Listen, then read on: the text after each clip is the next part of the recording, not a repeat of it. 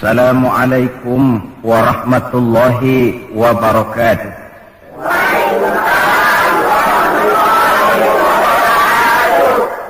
Bismillahirrahmanirrahim. Alhamdulillahi rabbil alamin. Wassalatu wassalamu ala asyrafil anbiya'i wal mursalin, sayyidina wa maulana Muhammadin wa ala alihi wa ashabihil mujahidin at-tahirin, amma ba'du. Saudara-saudara kaum muslimin rahimakumullah, ciri orang mukmin itu wa ala rabbihim yatawakkalun. Mereka hanya berserah diri kepada Allah, mereka hanya bertawakal kepada Allah.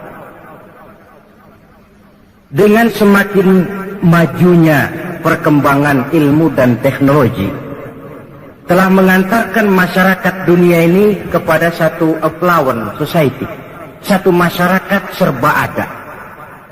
Orang sudah menerapkan pola hidup yang mereka namakan knob life, hidup tekan knob. Kayaknya kebahagiaan itu sudah hampir dijangkau oleh manusia. Tapi seiring dengan itu kita pun melihat ekses.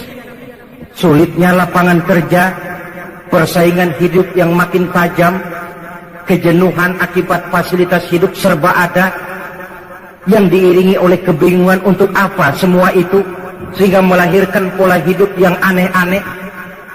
Nampaknya manusia memang perlu kepada satu sandaran vertikal. Dan sandaran vertikal itu dengan kacamata Quran tidak lain adalah Allah Subhanahu wa ta'ala. Istilah saya, kalau saudara dalam hidup ini perlu backing, carilah backing yang serba maha. Taruhlah saudara punya backing apa? Kolonel, dia pensiun, habis sudah. Jenderal, dia pensiun, selesai sudah.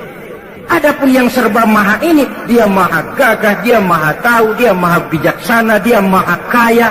Itu yang sewajarnya kita jadikan backing dalam kehidupan ini. Kita yakin Allah maha mengatur segala sesuatu. Kenapa lalu kita tidak bertawakal kepadanya? Tetapi yang perlu saya garis bawahi, tawakal ini bukan upaya nomor satu. Sebab dalam kehidupan ada manusia yang tidak mau berusaha lalu menyerahkan saja persoalan ini kepada kehendak Allah. Ini yang disebut Jabariyah barangkali, fatalism, predestination. Orang yang sudah nyerah sebelum perang tentu tidak bijaksana. Peranglah dulu, perkara nanti kalah itu nanti. Tapi bahwa perlawanan harus ada, itu mesti. Sebaliknya di pihak lain ada orang yang sangat mengandalkan kepada usaha. Dia percaya betul kalau dia begini dia akan begitu. Tidak ada keterikatan kepada Tuhan, kepada Allah. Yang disebut qadariyah, free will, free act. Bahwa manusia diciptakan merdeka, bahwa manusia menentukan perbuatannya sendiri. Kita jembatani saja kedua pendapat ini. Di satu pihak memang benar segala sesuatu sudah ditentukan Allah, tetapi di lain pihak ketentuan Allah itu tidak diberitahu kepada kita. Karena tidak diberitahu itulah kita berusaha sebagai manusia yang terikat kepada sunnatullah. Sunnatullah itu kalau kata orang sekarang hukum alam, natural of law, hukum kausal. Kalau tidak makan ya lapar. Perkara ada orang tidak makan tapi kenyang, itu di luar yang seharusnya. Natural of law, hukum sebab akibat. Kalau begini mesti begitu. Sebagai makhluk yang terikat oleh sunnatullah, apapun yang mau kita lakukan harus kita ikuti jalur sunnatullah ini. Bahwa kalau ini yang kita kerjakan, ini yang akan timbul. Tetapi oleh karena bingkai iman kita mengajarkan, sepanjang yang kau bisa lakukan cuma sekedar berusaha dan berusaha, hasil usahamu itu sepenuhnya di tangan yang serba maha. Disinilah perlunya tawakal. Jadi kalau boleh saya berikan nomor urut, yang pertama seorang mukmin itu harus berusaha dan berikhtiar untuk mencapai sesuatu. Yang kedua dia harus berdoa, dan yang ketiga barulah dia bertawakal. Saya kepengen jadi dokter, tentu saya harus berusaha. Usahanya apa? Ya saya kuliah. Kuliah itu dinamakan usaha. Lalu kuliahnya di mana? Fakultas kedokteran. Nah, fakultas kedokteran itu namanya ikhtiar. Kalau saudara mau jadi dokter tapi kuliah di fakultas ekonomi, itu usaha tapi tidak ikhtiar. Mau kaya tapi beli judi, itu namanya usaha. Membelinya itu usaha kok, tapi tidak ikhtiar karena judi hal yang diharamkan oleh agama. Oh, saya usaha kok cari rezeki biar masang-masang begini kan kalau dapat rezeki namanya. Usahanya iya, tapi kan tidak ikhtiar.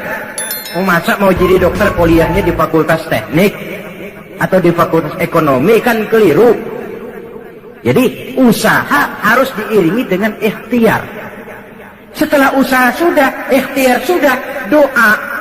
Ya Allah, saya ini ingin jadi dokter ya Allah. Saya sudah usaha kuliah ya Allah. Dan usaha kuliahnya di fakultas kedokteran lagi.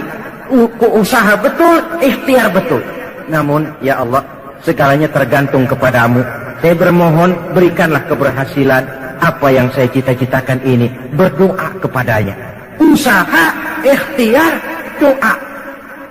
Setelah berdoa, barulah bertawakal. Usaha sudah, ikhtiar sudah, doa pun sudah. Terserah Engkau ya Allah. Supaya apa ini tawakal ini? Kalau berhasil tidak lupa diri, kalau gagal tidak putus asa. Sebab ini penyakit dunia modern. Kalau dia berhasil dia tepuk dada. Kalau dia gagal dia frustasi. Tawakalnya yang tidak ada. Berhasil dia, hilanglah Allah dalam hidupnya. Semuanya karena usaha saya sejak kecil, peras keringat banting tulang setengah mati. Allah, gak ada Allah itu. Kalau dia gagal, dia mudah frustasi, putus asa, mencari jalan keluar. Ya, kalau positif jalan keluarnya. Kalau negatif, tentu akan merusak dirinya sendiri. Saudara-saudara, ada orang yang hanya berdoa saja, usahanya pun berhasil. Ada, tapi kan bukan macam kita orangnya. Jangan lupa, semua doa Allah dengar, semua permohonan Allah kabulkan. Cuma pengabulannya itu ada yang cash. Begitu dia berdoa, begitu diberikan Allah.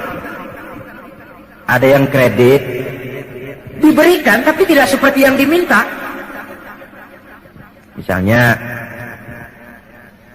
kita ini kan kalau minta rezeki kepada Allah, belum pernah saya dengar ada orang berdoa, ya Allah berikanlah saya rezeki dikit aja ya Allah. Belum pernah. Kalau sudah minta rezeki mesti ya Allah berikan saya rezeki yang banyak. Tapi kadang-kadang sudah pegel kita nunggu itu rezeki nggak mau datang juga. Kalaupun datang, aduh pegel nungguinnya nggak penuh-penuh. Ini kredit namanya. Diberikan tapi tidak seperti yang diminta. Atau ditunda, ada yang ditunda. Berdoa dia, diberikan tapi tidak saat diminta itu, tidak bulan itu, tidak tahun itu, mungkin bulan depan, tahun depan. Kenapa begitu? Kalau kita lihat dengan kacamata putih, maksud saya dengan husnuzon, baik sangka kepada Allah. Kita akan mengambil analogi begini. Anak kita yang umur 5 tahun datang, Pak minta uang 100.000. Saya pikir paling kita kasih 100 perak. Kenapa? Ya buat apa uang 100.000 jatuh di tangan anak umur 5 tahun? Dia belum bisa memanfaatkan uang itu, belum bisa bertanggung jawab terhadap keluarnya uang. Makin dewasa dia, makin besar pemberian kita. Begitulah kita dalam pandangan Allah. Minta rezeki banyak, yang datang dikit. Barangkali kitanya sih di depan Allah masih anak-anak. Bukan biologis kita. Umur mungkin 3, 4, 50 tahun. Barangkali jiwa kita, barangkali nilai ibadah kita, barangkali Allah maha tahu potongan lo kalau dikasih rezeki banyak lo ngeliat masjid nggak mampir. Begini aja rezeki lo segini. Jadi rajin ke masjid. Potongan lo kalau punya duit banyak malas ngaji. Segini aja jadi rajin ngaji. Sekali lagi ini kalau kita lihat dengan kacamata putih. Dan memang seharusnya dengan kacamata itu kita melihat realita kehidupan. Supaya kita tidak sesak jiwa, tidak sempit pandangan, tidak picik dalam menilai sesuatu. Lapang dada, baik sangka kepada Allah. Berhasil tidak lupa diri, gagal pun tidak putus asa. Sedikit yang datang, kita bersyukur dan cukup. Banyak yang datang, kita pun tidak lupa daratan. Kalau nafsulah yang diperturutkan, kapan sih orang ini mau syukur? Saya sering kasih contoh, mulanya dia mengeluh, ditanya orang, kenapa kau tidak ibadah? Ya bagaimana saya mau ibadah pak, orang tinggal di Jakarta saja ngontrak. Aduh kalau punya rumah sendiri, tenang dah saya ibadah, sip dah. Baik, diberikanlah dia rezeki, bisa bikin beli rumah sendiri walaupun kecil-kecilan. Sudah punya rumah sendiri, apa katanya? Iya, rumah sih sudah punya rumah sendiri, cuman kecil pak, kalau hujan bocor, aduh gimana mau ibadah. Kalau punya rumah yang permanen, enak dah saya ibadah. Diberikan juga rezeki, bisa bikin rumah permanen. Aduh, rumah memang sudah permanen, cuma isinya belum seperti rumah tetangga pak. Aduh kalau punya kulkas, punya video kaset, punya tape deck, punya, aduh tenang saya ibadah. Diberikan juga rezeki, bisa beli peralatan rumah tangga yang memadai. Peralatan sudah cukup pak, aduh cuma kendaraan belum punya. Kalau sudah punya kendaraan mau berangkat ke masjid kan enak pak, tenang saya ibadah. Nanti dah kalau ada kendaraan saya mau ibadah. Janji terus. Barangkali malaikat dengar dari jauh, janji nih ya. Janji aja bisa aja. Itulah nafsu itu. Kapan mau bersyukur? Sehingga benar kalau Rasul mengatakan orang yang bahagia dalam materi dia lihat ke bawah. Orang yang celaka dalam materi dia lihat ke atas. Dalam agama dia lihat ke bawah. Kalau dalam materi kita melihat ke bawah, lapang dada akan timbul, sikap mensyukuri nikmat akan ada. Seorang teman berkata, kalau engkau hatimu keras dan sulit untuk bersyukur, sering-seringlah main ke kuburan atau ke rumah sakit katanya. Kau diri saja di depan itu emergency room, ruang darurat gawat, yang tiap menit datang orang keluar dari ambulan, yang kakinya terpisah, yang tangannya putus, yang kepalanya pecah. Kalau sudah melihat begitu nggak mau syukur juga, memang batu tuan. Atau sering-seringlah main ke kuburan, hayati yang kau lihat. Engkau 2 tahun yang lalu masih ada bersama saya, engkau masih ngobrol sama saya, sekarang tinggal tulang belulang di sini. Kemana wujudmu? Engkau sekarang, saya akan menyusul. Dari situ tertanam kesadaran, sehingga seorang sufi, Sufyan Tsauri namanya, dia pernah membuat lubang kubur di sebelah kamar tidurnya, lengkap dengan liang lahatnya. Kalau dia malas ibadah, dia turun ke lubang kubur yang dia buat itu, dia berbaring di situ, seperti orang mau dikubur saja. Dia nasihati dirinya, nah lo nanti begini, sekarang baru coba-coba masih bisa bangun, masih bisa sholat, ayo bangun sholat. Kalau benar-benar sudah begini ditutup dengan dinding ari, tidak ada lagi kesempatanmu berbuat baik. Dia nasihati dirinya sendiri. Sebab maaflah saudara, memang paling sulit sih menasihati diri sendiri, paling sulit. Orang lain yang saya lakukan macam ini, saudara bisa mendengar, tapi nasihat yang paling mantap sesungguhnya kalau nasihat itu datang dari jiwa kita sendiri. Dan dalam hidup ini kan nasihat tidak cuma yang terucap orang, yang kita lihat bisa jadi nasihat. Pertumbuhan biologis kita jadi nasihat. Kau lihat ubanmu sudah bertabur, kau lihat kulitmu mulai mengendur, kau tahu kau cuma sanggup makan bubur, kau tahu matamu sudah kabur, kau sadar sudah dekat ke lubang kubur. Atau nasihat yang timbul dari dalam jiwa, dari dalam hati ini membisik, hidup tidak pernah berjalan ke belakang, Bung. mundur hancur, berhenti diinjak orang. Tidak ada kata berhenti dalam hidup ini. Sekali maju melangkahlah terus. Saudara hadirin yang saya hormati, kita kembali kepada masalah pokok kita, bertawakal menyerahkan hasil usaha kepada Allah. Ingat ya, hasil usaha, bukan usahanya. Kalau usahanya kita yang kerjakan, hasilnya serahkanlah kepada Allah. Nah, tawakal ini akan lebih mantap kalau diiringi dengan perbuatan yang mendekatkan kita kepada tempat yang kita jadikan bertawakal. Oleh sebab itu, ciri yang keempat ini menyambung, menguatkan yang ketiga tadi. Apa ciri yang keempat? Alladzina yuqimuna shalah. Orang-orang mukmin itu ialah mereka yang mendirikan sholat. Tawakal kepada Allah tidak cuma dalam bentuk ucapan. Udah, serahin aja dah sama Tuhan, ntar juga beres. Iya, tapi kalau nggak sholat, penyerahan itu kok rasanya, istilah Jawa, kurang marem gitu. Nggak marem, nggak mantap. Penyerahan yang tanpa diiringi dengan pendekatan kepadanya kan konyol. Udah, serahin gubernur aja dah. Gubernurnya nggak kenal sama kita. Bagaimana mau diserahkan persoalan itu kepada beliau kalau beliau kenal saja kepada kita? Tidak. Serahkan persoalan ini kepada Allah. Iya, kau kenal tidak Allah? Kau sering berkunjung kepadanya atau tidak? Penyerahan persoalan kepadanya akan lebih mantap kalau kita memang dekat dengannya. Sarana komunikasi yang paling efektif buat mendekati Allah terletak pada ciri yang keempat ini. Alladzina yuqimuna shalah. Mereka mendirikan sholat. Saudara-saudara, jadi proses kita bertawakal ini diimbangi dengan pendekatan yang real kepadanya melalui jalur yang disebut sholat. Di sana penyerahan ini menemukan bentuk yang paling pasrah.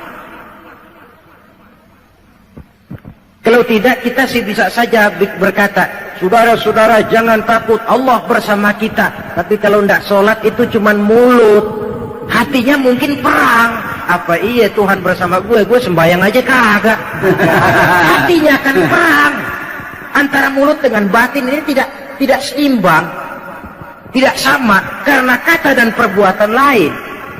Seperti di zaman sekarang kan ada orang agnostik, agnotisisme, yaitu orang yang menghargai agama, menaruh agama di tempat yang luhur, tapi tidak mau mengikatkan diri terhadap suatu agama secara formal.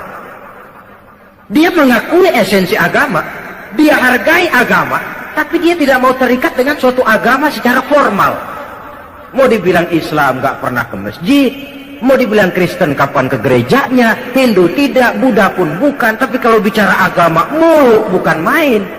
Agnotisisme, manusia agnostik, manusia yang menghargai agama, menaruh agama di tempat yang tinggi, dia salut dengan agama, tapi secara formal dia tidak mau mengikatkan diri dengan suatu agama. Kan menggejala ini di masyarakat kita sekarang ini, manusia-manusia agnostik macam itu. Paling-paling akhirnya dia akan bilang, oh semua agama benar, semua agama bagus. Lalu Bapak yang mana Pak? Ah, itu pribadi saya. Pribadi saya, agnostik. Tidak mau secara terbuka mengikatkan diri dengan suatu agama. Cukup buat dia menghargai agama. Nah, coba kalau penyakit ini berkembang, yang akan jadi korban anak cucu kita, generasi yang akan datang, lebih gampang lagi sikap beragamanya. Itulah sebabnya sering saya ungkapkan, kita tidak hanya perlu orang yang berilmu agama, tapi juga kita perlu orang yang berjiwa agama. Kalau berilmu agama, dia menganalisa agama dari berbagai segi. Tanpa jiwa agama, dia sulit untuk hidup menurut ajaran agama. Saudara hadirin yang saya hormati, oleh karena itu, sholat sekali lagi merupakan sandaran vertikal dalam kerangka memperkuat sifat tawakal kita kepada Allah.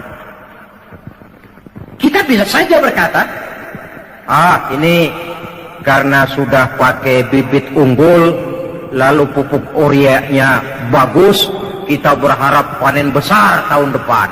Boleh. Harus begitu, optimisme dalam hidup memang perlu. Tapi Tapi kalau tidak ada tawakalnya, tidak ada upaya pendekatan kepada Allah, dia merasa semuanya memang sudah diperhitungkan secara matang, medan sudah dikuasai, situasi dan kondisi sudah menunjang. Apa yang terjadi? Lacur, wereng, ngamuk. Yang diharapkan panen besar, gagal total, berantakan. Kalau orang punya tawakal, dia akan mawas diri. Inilah manusia. Dia cuma berupaya, Allah menentukan. Ada hikmahnya buat kita. Mungkin selama ini kita melupakan dia, mungkin kita jauh dari dia, mungkin ini teguran buat kita. Tapi kalau dia tidak punya sifat tawakal ini, pertama frustasi, yang kedua, dan ini yang paling jelek, tapi ini memang penyakit umum, mencari kambing hitam. Ini kan penyakit umum, kurangnya sifat jantan, mencari kambing hitam, menyalahkan sana, menyalahkan sini, yang tentu yang disalahkan menangkis diri, mendebat dan membantah. Akhirnya yang akan timbul bukan jalan keluar yang baik, tapi jalan keluar yang akan merupakan persoalan baru yang lebih pelik lagi. Salat untuk bertawakal kepada Allah. Selain daripada bahwa salat yang dikerjakan dengan betul, sejak syarat rukunya sampai khusyuk dan khuduknya, punya dampak yang positif, yaitu mencegah manusia dari perbuatan yang keji dan mungkar. Baiklah ya, ini sifat yang keempat yang kelihatannya berkaitan dengan sifat yang ketiga tadi. Sifat yang kelima, ciri yang terakhir dari seorang mukmin dalam Al-Anfal ini, wa mimma razaqnahum yunfiqun. Mereka orang-orang mukmin itu membelanjakan rezeki yang diberikan kepada mereka itu di jalan Allah. Dia peras keringat, banting tulang, pergi pagi, pulang sore, berusaha. Setelah dia dapat, dia sadar di sini ada hak anak yatim, di sini ada hak masjid, di sini ada hak pondok pesantren, di sini ada hak janda-janda tua yang miskin, punya anak banyak, hidup perlu santunan. Sehingga dia lalu tidak hidup hanya untuk kepentingan perut dan dirinya sendiri saja, tapi mampu menjadi rahmah sekurang-kurangnya bagi lingkungan di mana dia tinggal. Berbahagialah manusia kalau dia dijadikan wasilah oleh Allah untuk menyampaikan rezeki kepada orang lain. Tidak ada orang jadi kaya raya lantaran dia bakhil, tidak ada orang jatuh melarat lantaran dia pemurah. Rezeki yang diberikan Allah dibelanjakan di jalan Allah. Dan tidak perlu semua, Allah pun tidak menuntut semua. Pernah Rasul mengutus seorang sahabat mengambil zakat kambing dari seorang sahabat. Ambil zakat kambingnya. Sahabat yang disuruh ngambil ditanya, yang harus saya ambil kambing yang terbaik ya Rasulullah? Jangan. Lalu yang terjelek? Juga jangan. Yang pertengahan saja. Kalau kau ambil kambingnya yang terbaik, nanti susah hatinya orang yang punya kambing. Kambing saya yang paling bagus diambil. Kalau kau ambil kambingnya yang paling jelek, kasihan orang yang nerima, nanti dia ngedumel, kambing gempor aja dia zakatin. Keseimbangan. Hak milik pribadi ada, diakui, tapi harus berfungsi sosial. Coba, bakhil dicela dalam Islam, tapi mubazir, boros juga tidak dibenarkan dalam Islam. Jalan tengah antara boros dan bakhil, pemurah.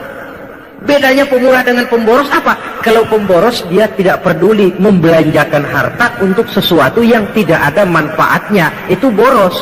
Nah kalau pemurah, harta ini dia belanjakan dalam sesuatu yang jelas ada manfaatnya. Maka bersabdalah Nabi, Ar-Rahimuna yarhamuhumur Rahman, irhamu ahlal ardi yarhamkum man fis sama. Orang-orang yang punya belas sifat kasih akan dikasihi pula oleh Allah. Sebab itu sayangi apa yang ada di permukaan bumi, nanti yang di langit akan sayang pula kepadamu. Akan berlimpah kasih sayang dan rahmat Allah kepada kehidupan. Alangkah nikmatnya kalau yang kaya sayang kepada yang miskin lalu menolongnya, yang alim sayang kepada yang awam lalu membimbingnya, yang berkuasa dan kuat sayang kepada rakyat yang lemah lalu melindunginya, akan turun rahmat Allah, akan tercipta kehidupan yang tenang, damai dan tentram. Sebaliknya, kalau yang kaya memakan yang miskin, yang alim membodoh-bodohi orang yang memang sudah bodoh, yang kuat dan kuasa malah menekan kepada yang lemah. Hidup ini akan jadi bencana. Yang timbul bukan lagi kebun dunia yang indah permai, tapi barangkali neraka dunia yang membuat kita tidak kerasan menjalani hidup ini. Saudara-saudara, agaknya inilah pembicaraan kita pada pertemuan kali ini. Saya ingin mengakhiri uraian ini dengan satu cuplikan peristiwa kecil. Al-Hasan pernah bertanya kepada seorang laki-laki, "Amu'minun anta?" Apakah kamu orang mukmin? Orang ini menjawab, kalau yang dimaksud dengan mukmin itu beriman kepada Allah, malaikat, kitab, rasul dan selanjutnya, ya saya mukmin. Tapi kalau yang dimaksud mukmin seperti yang dikatakan Allah dalam ayat Anfal ayat 23 yang kita bicarakan ini, saya nggak tahu saya termasuk mukmin apa enggak, katanya. Ini jawaban orang itu dan ini jawaban kita barangkali. Kalau soal iman kepada Allah, malaikat, kitab, pokoknya kepada rukun iman yang 6, ya kita mukmin. Tapi kalau sudah bicara Anfal ayat 2 dan 3, apakah kita mukmin? Secara jujur, marilah kita mencoba menjawabnya. Yang pada akhirnya jawaban itu akan kita terjemahkan dalam perbuatan kita untuk menyesuaikan antara ciri dengan keadaan kita. Semoga menjadilah kita orang mukmin sebenarnya seperti yang dikehendaki Allah dalam Al-Anfal ayat 2 dan 3. Amin ya rabbal alamin. Nah, saudara, sekianlah jumpa kita kali ini. Walaupun yang saya sampaikan singkat, mudah-mudahan ada manfaatnya. Terima kasih banyak atas segala perhatian. Mohon maaf atas segala kekurangan. Usikum wa nafsi bitaqwallah. Aqulu qawli hadza wa astaghfirullahal azim li wa lakum. Wassalamu alaikum warahmatullahi wabarakatuh.